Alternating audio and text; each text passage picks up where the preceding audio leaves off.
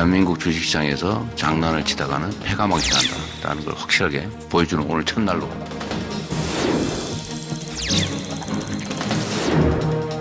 불법 이익이 의심되는 계좌는 조사 단계에서 선제적으로 지급 정지하고 범죄의 수익의 최대 2배까지 과징금을 부과하며 원 스트라이크 아웃으로 퇴출시키도록 하겠습니다.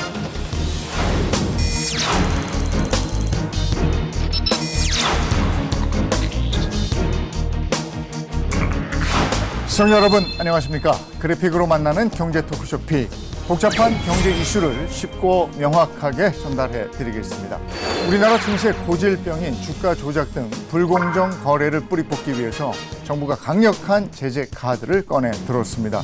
금융당국 합동 대응단을 가동해서 즉각 제재에 나서고 한 번이라도 적발이 되면 시장에서 퇴출하는 원 스트라이크 아웃제를 실행하기로 했는데요. 이 주식 시장과 투자자들에게 미칠 영향은 어떤 게 있을지, 원 스트라이크 아웃 1호 대상은 어디가 될지 관련한 궁금증들을 낱낱이 분석해 드리겠습니다. 경제 토크쇼 픽 시작합니다.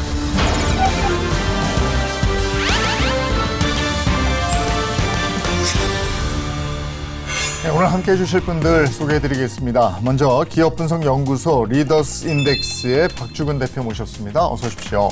안녕하세요. 법무법인 DLG의 안희철 변호사 함께합니다. 어서 오십시오. 네, 안녕하세요.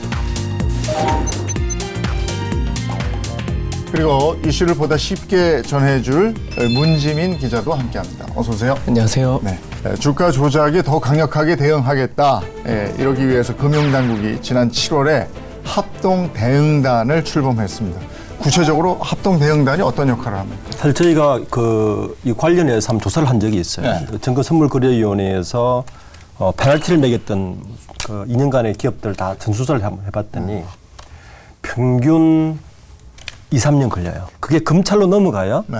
시행이 되는 거예요. 근데 이 기간 동안에 투자자들은 다 손해를 보는 거죠. 네. 그래서 이번에 아마 이렇게 이 세 개 기관이 합동으로 만든 이유, 가장 큰 이유 중에 하나가 일단 기간을 줄여라. 기간을 얼마 정도 줄여야 되냐 하면은 제가 볼 때는 최소 6개월 이내로 줄여줘야 돼요. 그래야 투자자들이 손해를 안 봅니다. 주가 조작은 전에부터 나왔던 얘기고 영화로도 만들어지고 막 이랬는데 주가 조작이 근절되지 않는 이유가 뭡니까? 제가 몇 년 전에 모 방송사하고 한 2, 3년 프로젝트로 건강문하고 같이 무자본 M&A 세력을 한번 추적해 본 적이 있어요. 네. 전 상장사 전수조사를 통해서 한 2,300개 상사를 다 뒤졌고요. 한 10년간을 해봤더니 재밌는 걸 발견했어요. 첫 번째는 건강문화에서 준 그 여러 가지 그 기준을 따라서 무자본 M&A 세력을 발견했는데, 제가 두 번째 한 번 더 다큐멘터리를 만들 때는 뭘 발견했냐면은 비슷한 사람을 발견했어요. 무자본 M&A가 위험성이 있는 기업들의 이사진들의 이름이 비슷해요. 이상하다 싶어서 그 사람들을 추적해서 실제 남부지검에 검찰 고발까지 한 적이 있는데, 특집 왜 그러냐를 좀 봤더니 한 2, 300억 먹고 감옥 5년도 안 가요. 그리고 나와서 또 해요. 네. 충분히 매력적이지 않습니까? 어떻게 보면. 그래서 첫 번째가 뭐냐면 처벌 수위가 너무 낮다. 두 번째는 처벌하더라도 처벌 결과까지 나오는데 최소 몇 년이 걸립니다. 이 사이에 돈을 다 봅니다. 그동안에는 어땠습니까? 주가 조작 처벌 수위가 어느 정도였습니까? 실제로 시세 조정이나 부정거래 행위의 경우에는 1년 이상의 유기징역 또는 부당이득금의 4배 이상 6배 이하 벌금을 병과할 수 있다라고 되어 있고, 부당이득이 50억 원을 초과하면 그럼 무기징역이나 5년 이상의 징역이 가능합니다. 그리고 5억 원 이상이나 50억 원 미만이면 3년 이상의 유기징역인데, 법리적으로 보면요, 이 재판장, 판사가, 사법부가 장량 감경이라는 걸 할 수 있어요. 그러니까 5년 이상의 징역이면 반까지 깎아줄 수 있습니다. 그러면은 5년 이상의 징역이라고 되어 있으면 5년 이상을 해주는 게 아니라 2년 6개월까지 낮춰줄 수 있어요. 근데 문제는 집행유예가 3년 이하의 징역형이면 집행유예가 가능해요. 그러면 이 5년 이상의 징역이라는 거는 판사 생각에 야, 너는 3년 이하로 내가 형을 선고할 거야 라고 하면 그럼 3년 이하잖아요. 그럼 2년 6개월이건 3년이건 돼요. 그러면은 법에서 집행유예를 허용하고 있기 때문에 그래서 징역 3년 집행유예 5년 이런 식의 형 선고가 많습니다. 특히 저는 우리나라 사법부가 이 경제사법에 대해서 굉장히 좀 관대한 것 같아요. 맞아요. 제가 농담으로 이런 말을 하거든요. 이렇게 우리나라 기업들을 옥죄면 삼성그룹이나 현대차그룹이 본사를 미국으로 옮기면 어떡하느냐. 이게 우려하시는 분이 있는데 제가 이렇게 말씀드립니다. 그럴 일 절대 없을 겁니다. 왜냐하면 가는 순간 종신형 받을 분들 되게 많습니다. 네. 앨런 사태 같은 거 보면 그냥 예. 종신형이거든요. 굉장히 격합니다, 미국은. 반면에 우리나라는 어느 정도냐면은 집행유예가 60% 정도예요. 네. 집행유예가. 그리고 더 문제는 뭐냐면 재범률인데 재범률이 거의 30-30%대예요. 재범률이. 이러다 보니까 수익에 비해서 이 페널티가 너무 낮다 보니까 계속 재발을 하는 거죠. 그러니까 이게 뭐가 문제냐면 자세히 들여다보면은 집행유예가 가능한 범죄로 만들어 놓은 거예요. 아하. 그러니까 사실은 왜 지금 주가 조작에 왜 이렇게 집행유예가 많이 아까 말씀하실 때 60% 정도가 집행유예를 가고 있다라고 하는데 그러니까 이제 범죄자들은 야 이거 내가 잡히면 선처도 구하고 내가 한 몇백억 벌었으면 몇십억 정도를 피해자 부재에 쓰고 뭐 죄송하다고 막 말씀드리고 반성문수. 예, 반성문 매일매일 반성문 네, 쓰고 네. 그러면 집행유예가 가능한 형인 거예요. 그러니까 만약에 이게 5년 이상의 징역이 아니라 7년 이상의 징역이잖아요. 네. 그럼 판사가 깎아줘도 3년 6개월이면 집행유예가 불가능합니다. 이걸 바꿔야 되네. 예, 그러니까 예를 들어서 그래서 정말 엄벌에 처한다면 네. 이 형 자체를 바꾸면은 엄벌에 처할 수 있다는 거예요. 네. 예, 이 맞습니다. 피해자들은 피눈물이 나는데. 그렇죠. 이 사람들 한탕 치고 그야말로 네. 집으로 잠깐 보냈다가 맞아요. 들어가는 것도 아니고 그냥 거리를 활보하고 떵떵거리고 사니 말이죠. 근데 이걸 이제 원 스트라이크 아웃제 하겠다는 거잖아요. 원 스트라이크 아웃제는 말 그대로 단 한 번의 불공정 거래만으로도 처벌하겠다는 거잖아요. 구체적으로 보면은 뭐 이제 불법 이익으로 의심되는 계좌는 조사 단계에서부터 신속하게 지급 정지를 하거나 그리고 또 혐의자한테는 최대 이제 부당이익의 2배 규모로 과징금을 때려서 뭐 범죄 수익을 좀 환수하겠다는 그런 건데 중대 불공정 거래 행위에 연루된 대주주라든지 뭐 경영진, 기업 뭐 이런 것들의 이름도 적극적으로 공개한다고 말했거든요. 단 하나 기억해야 될 게 행정 제재는 소급 적용이 안 되거든요. 그래서 이 제재 근거가 마련된 2024년 이후에 이제 불공정 거래 행위부터가 처벌 대상이 된다는 점을 좀 기억하셔야 될 것 같습니다. 네. 정부에서 딱 한 가지만 해도 굉장히 빠르게 효과를 볼 수 있는 게 하나 있어요. 뭐요? 정권위원회에서 페널티를 받았던 한 503개 케이스를 다 전수조사를 연구원으로 해보니까 어느 곳도 기업 이름하고 사람 이름을 공시를 안 합니다. 물론 사람 이름은 이해해요. 예를 들어 김땡땡으로 표시해야 되는데 이게 중대재해법 똑같거든요. 네. 거기도 들어가 보면 고용노동부에서 원청 기업 이름을 아무도 공시를 안 합니다. 사실 이거 하나만 공시를 해줘도 굉장히 임팩트가 셀 텐데 빠르게 효과 보고 저는 그 부분이 좀 아쉽더라고요. 이번에 이제 그게 들어간다는 이야기죠. 주가 조작 수법은 어떤 겁니까? 예, 사실 다양한 게 있어요. 근데 이제 업계 전문 용어가 있습니다. 그래서 스푸피라고 있어요.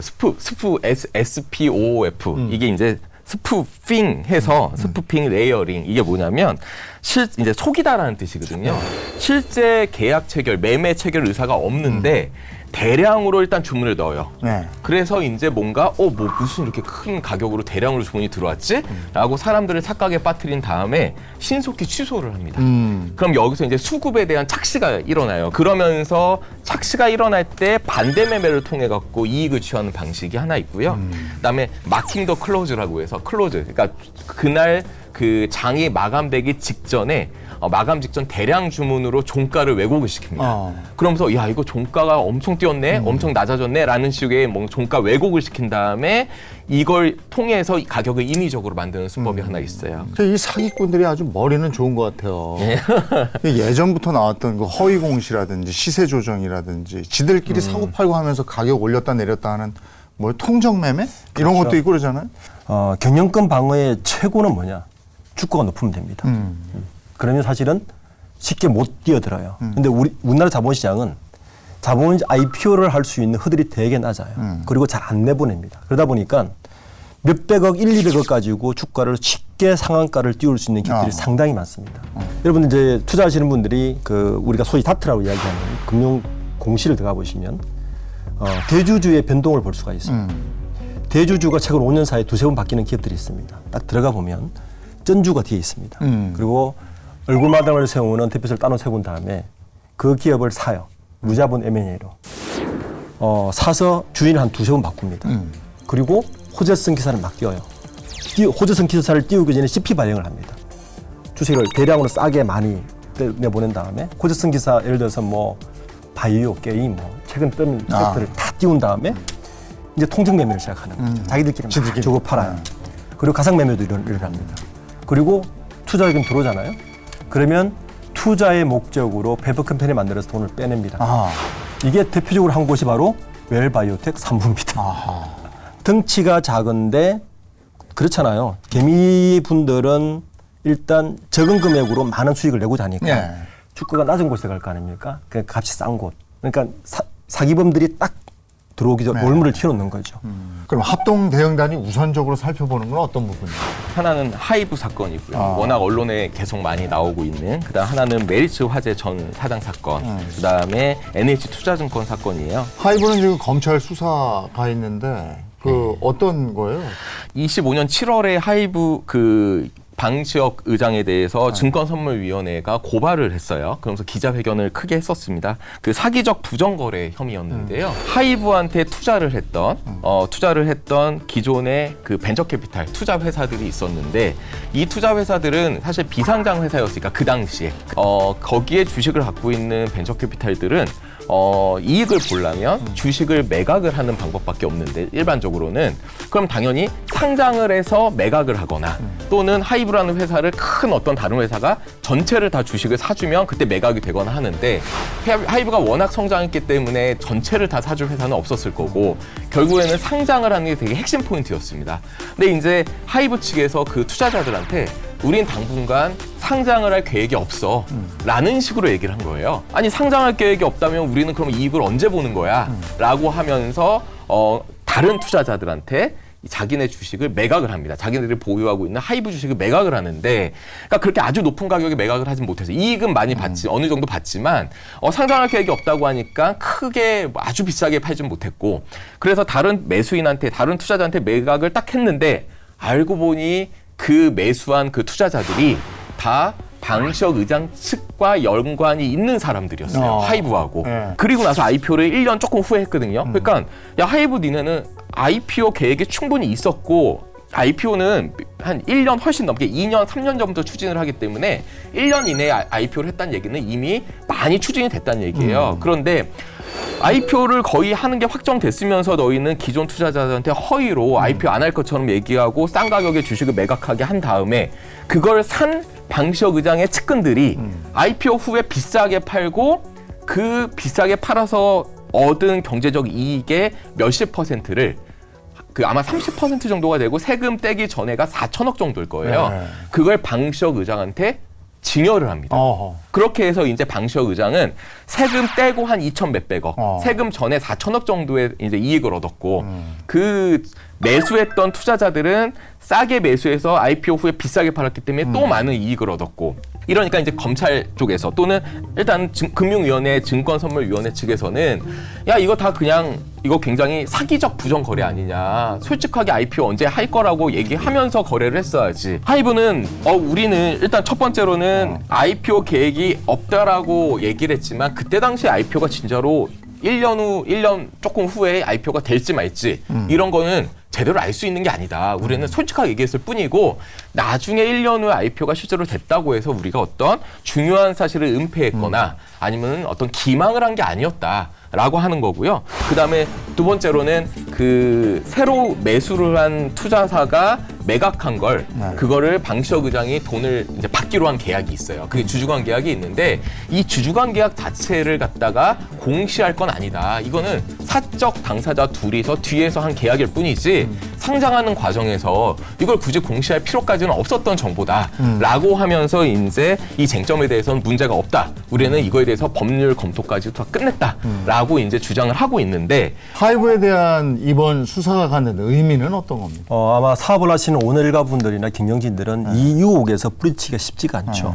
특히 이제 그 방시혁 의장 같은 경우도 아까 설명 잘 해주셨는데 한 가지가 더 있는 게 대주주들은 IPO를 하면 6개월간 주식을 못 팝니다. 이거 걸려 있어요. 그런데 본인은 분이 알 건 아닙니까? 그 당시에 하이버의 주가라 움직이라든지 그리고 본인이 관리하는 아이돌 스타들의 활동을 다 보고 있을 텐데 그렇죠.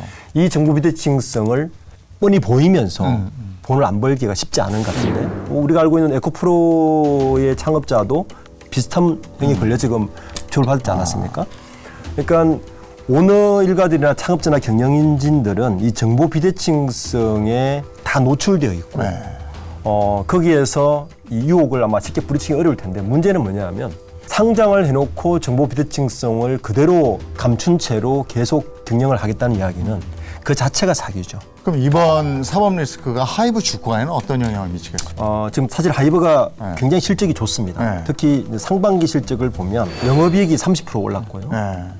그다음 순이익도 53.5%나 올랐습니다. 특히 이제 멤버가 내년에 다시 결성하는 거 아닙니까? 우리가 다시 이제 재결정을 하면서 사실은 주가가 오를 호재거리가 더 있죠. 네. 이런 상태인데 정부에서 아마 주가 조작 관련된 기업들은 우리가 가장 무서워하는 기업이 가장 무서워하는 국세청 조사 사국.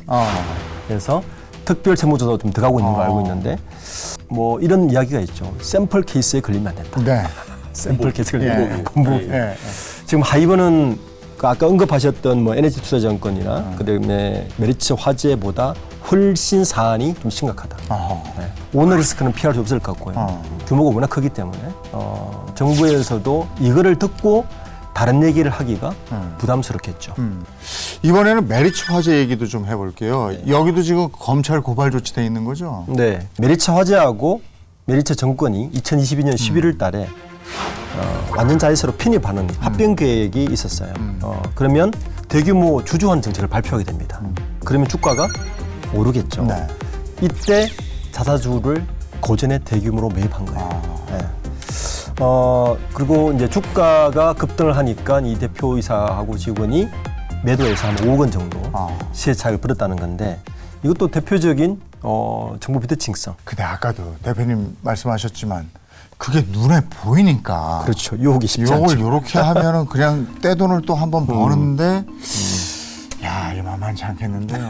5억 정도, 그렇죠? 네. 5억 정도 이익을 봤는데 사실은 메리츠 화재, 그러니까 현재 사임한 사장 입장에서 5억은 네. 이게 큰 돈이 아닐 수 있거든요. 자기 연봉도 안 된다. 네. 그러니까 이거 딱 걸리면, 그러니까 그래서 저는 더 이상한 거예요. 아니 본인 연봉도 안 되는 돈을 벌려고 굳이 뭐 이렇게까지 했나라는 생각도 들고 또 하나는 이게 걸려도 그냥 내가 이거 5억 다 뱉어내고 최대한 선처를 구하면 나 집행유예 되는 거 아닌가?라는 생각으로 쉽게 접근했을 수도 있다라는. 그러니까 핵심은 그럼 NH투자증권도 아까 말씀하셨는데 여기도 지금 압수수색하고 있는 거예요? 그렇죠. 여기는 공개 매수권입니다. 이 공개 매수도 이게 굉장히 중요한 정보인 게 대부분 기업들이 공개 매수를 하기 전에 어디에 가냐면 정권사하고 갑니다. 그 정권사에다가 이거 일임을 해요. 유상증자도 마찬가지입니다. 네. 유상증자 정보라든지 공개 매수 정보는 자기들이 기업이 할 수가 없어요. 무조건 정권사를 한두 개 끼워서 메인을 잡고 뭐 서브로 가서 이렇게 하는 건데 공개 매수 들어왔으니까 그 주가 오르겠네 그걸 사는 거죠. 요겁니다. 그러니까 기업 자체의 경영진들의 비대칭성도 정보 비대칭성도 중요하지만 사실은 이거를 딜하는 정권사들도 이 유혹에 너무 노출되어 있죠. 그리고 특히 최근에 이 상법 개정 때문에 자사주 강제 소각이 상법 개정 3차에 올 가을에 이제 예정이 되어 있거든요. 공개 매수가 엄청나게 일어납니다. 왜냐하면 기업들이 아예 공개 매수를 해서 상폐를 시키려고 그러거든요. 그러면 이 상폐되기 전에 공개 매수 때 주가 오르는 걸 뻔히 알고 있기 때문에 앞으로 이런 일들이 벌어질 것 같으니까 금융당국에서 선제적으로 먼저 제재를 좀 강한 걸로 보입니다. 근데 이게 여기에 직접 관계되는 직원들은 그 주식 거래 못하는 걸로 저도 알고 있는데요. 그러면 친척한테 알려주면 그러니까 그게 이제 수사 어디까지 수사가 이루어지냐의 문제인데요. 그럴 것 같은데. 맞아요. 충분히 여기 있죠. 네. 충분히 이제 얘기해 줄 수 있는 거죠. 네. 친구한테나 야 내가 이거 하고 있는데 너 그거 조용히 사봐. 그러면 이제 보통 우리가 고급 정보가 그런 데서 뒤에서 이렇게 네. 이루어지잖아요. 근데 참 그러다 보니까 이거에 대해서 어디까지 수사가 이루어지고 확인할 수 있냐 이 문제가 있고 최대한 이런 거에 대해서는 좀 지양을 해야 되겠죠. 아무래도. 예. 근데 지금 이제 우리가 하이브 얘기했고 그 메리츠 화재, NH투자증권 사례에 대한 얘기를 했는데 그러면 이들 기업들의 그 주식 관련했던 사람들, 네. 뭐 이들 회사들 원 스트라이크 아웃제에 해당이 될 수도 있는 겁니까? 사실 그 과징금 제도가 좀 강한 과징금 제도가 24년 4월에 시행을 했어요. 네. 그 다음에 지급정지 계좌 지급정지 제도나 거래 제한 또는 임원 선임 제한 제도 이거는 25년 4월에 시행을 했습니다. 그러니까 사실 이 시점을 기준으로 그 이후에 거래가 이루어진 경우에 그런 부정 거래가 있는 경우에는 뭐 과징금이나 지급정지나 거래 제한, 임원 선임 제한 같은 걸 할 수 있는데 그 전 지금 하이브나 뭐 메리츠 화재나 이게 아마 다 전에 이루어졌을 거예요. 그래서 아까 말씀드린 것처럼 이거를 정확하게 적용하기는 어렵고 다만 어떻게 보면은 일반 대중들은 정부가 원 스트라이크 아웃 제도를 한다고 했는데 이 그 한다고 시행한 시점과 이 사건의 시점이 언젠지를 갖다가 다 알진 못하잖아요. 일반 대중들이. 그러니까 정부 입장에선 부담은 될 겁니다. 강하게 한다고 했는데 과거 사건이어서 완전히 뭐 배제를 한다. 이렇게 하면 좀 부담이 되니까 그때 당시 범죄 행위 당시 시점의 그 규정 중에서 가장 엄격한 규정을 좀 적용해서 최대한 국민들한테 정부의 엄격한 태도를 좀 보여주게끔 하지 않을까. 다만 엄밀하게 얘기하면 현재 얼마 전에 시행한 원 스트라이크 아웃 제도를 그대로 적용하는 거는 쉽지는 않을 거다라는 게 제 생각이에요. 대한민국 주식시장이 불법 부정거래를 통해 돈을 벌 수 있다 라고 믿어지는 이 상황을 완전히 역전시켜서 대한민국 주식시장에서 장난을 치다가는 패가 망신한다 라는 걸 확실하게 보여주는 오늘 첫날로 삼도록 하겠습니다. 이 대통령은 후보 시절 증권사 리서치 센터장 간담회에서부터 자본시장 불공정거래를 근절해야 한다고 강조했는데요. 한 리서치 센터장은 마치 누구를 겨냥한 것처럼 힘줘 말씀하시더라고 귀띔했습니다. 이 대목에서 떠오르는 한 사람이 있죠. 바로 전 영부인 김건희 여사입니다. 김 여사는 도이치모터스 주가 조작 범행에 쩐주로 가담해 시세를 조종했다는 혐의를 받고 있죠. 주가 조작 세력에게 증권 계좌와 자금을 제공했으며 이들과 미리 짜고 주식을 사고 파는 이른바 통정 매매를 통해 시세 조종에 직접 가담했다는 것이 특검 측 주장입니다. 김 여사는 삼부토건 주가 조작 의혹도 동시에 받는 중이죠. 김 여사 계좌 관리인으로 알려진 이종호 전 블랙펄 인베스트 대표가 삼부토건 주가 조작에 연루됐고 김 여사 또한 이 과정에서 관여한 것 아니냐는 의혹인데요. 김건희 특검팀은 이종호 전 대표를 3번이나 소환 조사하는 등 주가 조작 의혹을 파헤치기 위해 박차를 가하고 있죠. 여당도 자본시장법 위반 의혹에서 자유롭지 못한 모습인데요. 더불어민주당 소속 법사위원장이던 이춘석 의원이 미공개 정보를 이용한 차명 주식거래 의혹이 불거지면서죠. 지난 8월 4일 국회 본회의장에서 스마트폰을 활용해 주식거래를 하는 이 의원 모습이 언론에 공개됐는데요. 사진 속 계좌는 이 의원이 보좌관 차모 씨 명의로 나타나 차명 거래 의혹 논란이 일었습니다. 이뿐만이 아닙니다. 해당 계좌가 담은 종목이 도마 위에 올랐는데요. 해당 계좌는 네이버, 카카오페이, LG CNS 등 AI 관련주를 담은 것으로 드러났습니다. 이 의원이 국정기획위원회에서 AI 정책을 담당하는 경제2분과장이라는 점이 미공개 내부 정보를 이용해 이득을 취한 것 아니냐는 의혹이 불거졌죠. 심지어 당일 오전에 거래한 종목이 오후에 정부가 선정한 AI 국가대표 명단에 포함되며 미공개 정보 이용 논란은 일파만파 커졌습니다. 논란이 확산하자 이 의원은 더불어민주당을 탈당하고 법사위원장직에서 사퇴했는데요.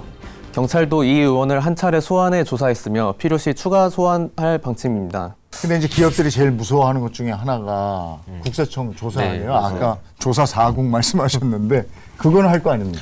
그렇죠. 이게 사실 주가 조작과 세금은 다 연관이 돼 있습니다. 네. 왜냐하면 주가 조작을 해갖고 돈을 벌면 결국은 그걸로 세금을 부과해야 되는데 네. 이게 주가 조작을 안 했으면 세금을 얼마를 내야 되는 거고 했으면 얼마를 내야 되는 거고 돈을 이쪽으로 뺐으면은 이 사람이 세금을 내야 되는 거고 이렇게 주가 조작과 세금은 완전히 연관이 돼요. 그래서 사실 많은 분들이 주가 조작에 대한 그 조사보다 주가 조작으로 인해서 세금 조사가 들어가는 게 더 무섭다고 얘기를 합니다. 사실은. 그래서 지금 세무조사에 국세청에서 굉장히 강하게 나섰고요. 25년 7월 말 기준으로 뭐 주가 조작이나 허위 공시 등을 시장을 교란한 27개의 기업들한테 이제 세무조사를 착수한 상황입니다. 그래서 허위 공시나 주가 조작이 이제 9곳, 그다음 먹튀형 기업 사냥이 8곳, 뭐 지배주주 사익 편취가 10곳 등으로 이제 발표를 했어요. 그래서 이제 굉장히 이제 세무적으로 소득세나 법인세나 이런 탈루 여부를 강하게 조사하지 않을까 생각이 듭니다. 그 액수도 상당하겠네요.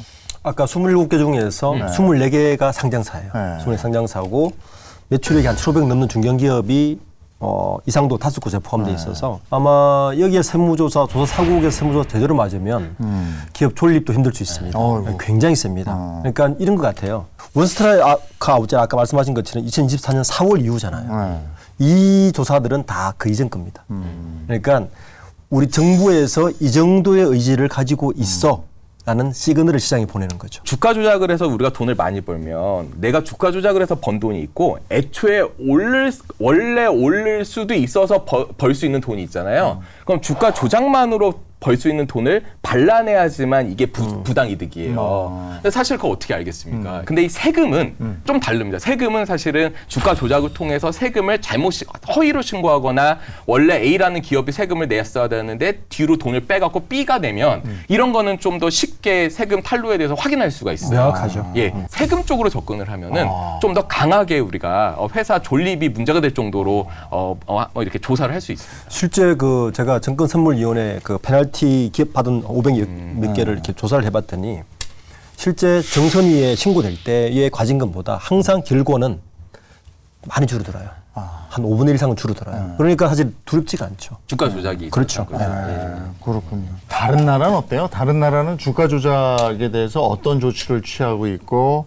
또 우리가 참고할 만한 나라가 있으면 어떤 나라인지 그것도 궁금합니다. 사실 다른 나라가 한국보다는 조금 더 강력하지 않나라는 생각은 들어요. 그러니까 보통 우리가 미국, 유럽, 영국 이런 나라들을 좀 많이 참고를 합니다. 그러니까 그 주식회사 제도가 오랫동안 자리 잡았던 나라들인데요. 그러니까 미국 같은 경우에는 SEC라고 하죠. 증권거래위원회와 그다음에 법무부 에서 이제 이 주가 조작에 대해서 강하게 철퇴를 가하고 있는데 내부자 거래 같은 경우에는 뭐 징역형으로 뭐 20년까지도 가능하고 그다음에 벌금은 손해배상하고 달라요. 그냥 이 형사처벌로서의 벌금 평가되는 게 개인한테는 500만 달러, 그다음에 법인은 2,500만 달러까지 벌금형이 가능하고 이거와 피해자에 대한 손해배상은 또 별도로 있는 거니까 굉장히 벌금이 강하다라고 보시면 되고요.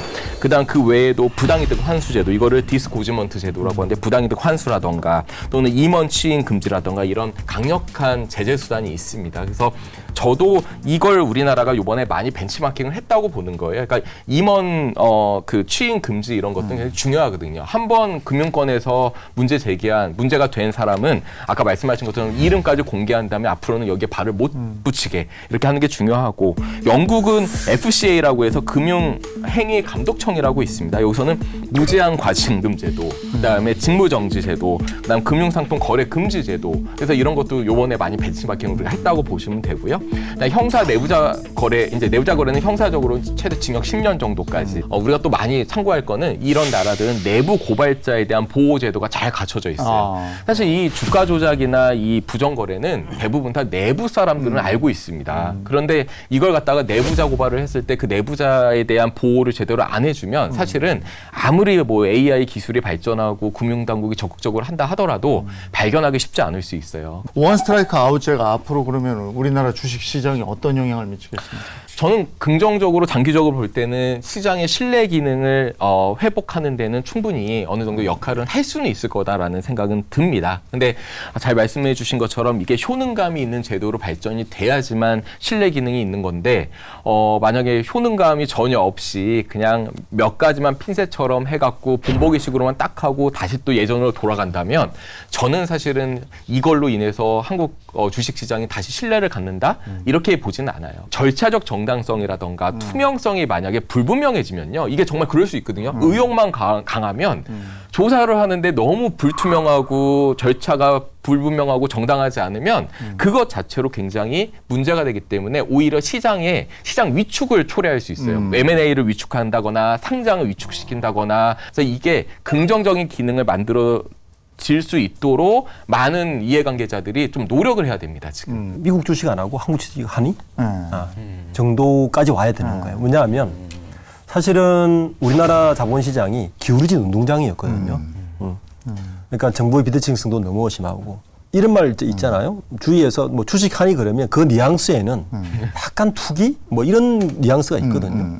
사실은 주식시장은 그 미국이나 영국 같은 그 자본시장이 꽤 성숙돼 있는 곳은 태어나서 처리될 때부터 경제 공부를 하기 위해서 주식 하나씩 사주면서 공부를 시키거든요. 그 말은 시장에 어느 정도 페어 플레이가 되니까 그렇게 공부를 시키는 거예요. 첫 번째 저는 역할은 이제 시장 참여할 만하네. 이제 뭐 우리 자식들한테 학생들한테 주식 한두 주 사주면서 경제공부 해봐 할 정도의 수준 대내 정도까지는 올라와야 된다. 이재명 정부 들어서면서 미장에서 국장으로 오는 건 지능순이다 이랬단 말이에요. 근데 지금 시장을 보면 야 이게 잘못 온 거 아니야? 이렇게 생각하는 것도 있거든요. 네, 이게 우리 저 투자자들이 네. 주가 조작에 대해서 유의해야 될 건 뭐가 있습니까? 상법을 일반 국민들이 다 알지 못하잖아요. 아주 자세하게. 근데 상법 개정이 1차 개정안, 2차 개정안, 3차 개정안이고 재계는 야 이게 우리를 옥죄는 제도다. 뭐 다른 쪽은 아니다. 뭐 거기다가 얼마 엊그저께인가요? 그 노란봉투법 통과했는데 네. 이것도 의견이 다양해요. 네. 그러니까 일반 국민들이 볼 때는 도대체 이게 기업이 오른다라는 거야, 떨어진다는 거야 이런 상황이잖아요. 그래서 참 어렵습니다. 그래서 개인 투자자들은 어쩔 수 없이 객관적인 팩트와 공시와 어떤 객관적 자료에 근거해서 본인이 투자를 해야 되는 거고 일단 리딩방이나 단톡방은 유혹은 있을 수 있어요. 고급 정보가 있을 것처럼 유혹은 있을 수 있지만 대부분 극히 일반적인 시민의 한 명이라면 그러면 나를 거기에 초대한다는 거는 내가 엄청 뛰어나서 초대하는 게 아니라 내가 필요해서 초대하는 사람일 거라는 생각인 거예요. 나의 어떤 뭔가 투자 행위가. 그러니까 그거를 너무 믿을 필요가 없습니다. 그러니까 그 리딩방이나 단톡방에서 추천하는 거는 좀 더 좀 삼가해서 좀 지양하면서 좀 객관적으로 바라볼 필요가 있다라는 거고요. 조금만 뭔가 이상하면 금융감독에 1332라고 번호가 있습니다. 뭐 이런 데에 전화해서 뭔가 이게 진짜 맞는 거냐라는 식으로 한번 물어보는 것도 하나의 정말 가장 쉬운 접근 방법이에요. 저는 조금 큰 그림을 좀 말씀드리고 싶어요. 기업도 많이 바뀐 게요. 요즘 상법이나 유상증자 말이 많은 게 이런 겁니다. 오너들은요, 이 기업은 다 내 거라 생각했어요. 당연하게. 왜냐하면 창업자들은 자기 돈 가지고 창업하고 그거 가지고 또 투자하고 해서 만들었지 않습니까? 근데 시대가 점점 가면서 우리나라 글로벌 기업하고 되고 나니까 자본을 조달하는 게 은행의 한계가 있는 거예요. 이 은행의 자본은 리스크를 해지하려고 안 합니다. 대신 자본시장은 어느 정도 리스크를 해지합니다. 그래서 자본시장이 활성화되면 혁신기업이 생겨요. 그러니까 자본시장 활성화시키면 기업이 자본 조달이 용이하게 되고 그럼 투자가 촉진되고 그리고 기업이 성장하게 되고 그러면 월배당 같은 게 나와서 국민들의 소득 수준이 올라갈 요구조거든요. 우리는 지금 어디 있냐면 바로 첫 번째 단계에 있습니다. 저는 조금 인내심을 가지고 자본시장을 바라보는 좀 인내를 가지면 좋겠다. 예. 그 건강한 자본시장을 만들기 위해서 조금 더 필요한 것들은 이런 부분이다 하는 것도 말씀해 주시면 좋겠습니다. 첫 번째는 좀 지속적이고 일반 개인 투자자가 충분히 납득하고 효능감이 있는 정책들을 좀 밀고 나갔으면 좋겠다. 이게 첫 번째인 것 같고요. 요즘은 일반 투자자들이 너무 잘 봅니다. 인터넷 들어가서. 그러니까 정보 공개만 충분히 해줘도 피해 완전히 줄일 수 있습니다. 이 두 가지만 좀 지켜도 개인 투자자들이 시장 참여를 좀 더 하지 않겠냐 생각이 듭니다. 네. 사실 우리가 벌금이라던가 과징금이라던가 이런 것들이 정부한테 돈이 들어가는 거거든요. 피해자한테 돈이 가는 게 아니에요. 그래서 이걸 갖다가 다른 나라 중에서는 부당이득 환수액을 그거를 정부가 받아가는 게 아니라 피해자 보상 펀드나 이런 걸 만들어 갖고 요 펀드에 이제 돈을 넣어 갖고 이 펀드를 통해서 피해자들한테 좀 그 손해를 갖다가 보상해주고 배상해주는 뭐 이런 제도도 있어요. 근데 이런 것들을 갖다 우리가 한번 고민할 필요는 있다라는 거예요. 주가 조작하면 패가 망신한다라는 인식이 뿌리 내려져서 이 건전한 자본시장이 활성화되기를 기대해 보겠습니다. 경제 토크쇼 픽 오늘 여기서 마치겠습니다. 고맙습니다.